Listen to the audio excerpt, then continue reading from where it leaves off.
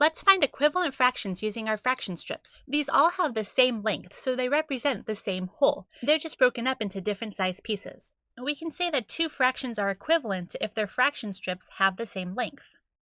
We can find the fraction 3/6 on our fraction strip by counting over 1, 2, 3 spaces on our 1/6 strip, and we see that it lines up exactly with 1/2. So 3/6 and 1/2 are equivalent fractions. They have the same value.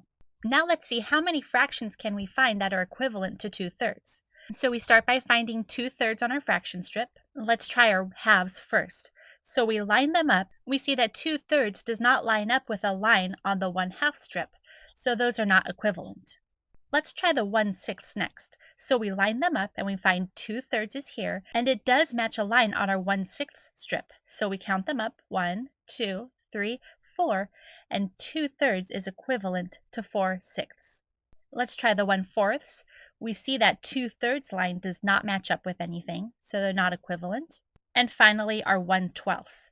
Our lines do match, so we can count and see that 2/3 is equivalent to 8/12. And our final question, are 2/6 and 1/4 equivalent to each other? So we get our 2/6 strip and our 1/4 strip. We count over. Let's see if they match up. 1, 2. All right, it doesn't line up with 1/4. So 1/4 is less than 2/6. They are not equivalent. And just as a side note, fraction strips are only one way to investigate fractions.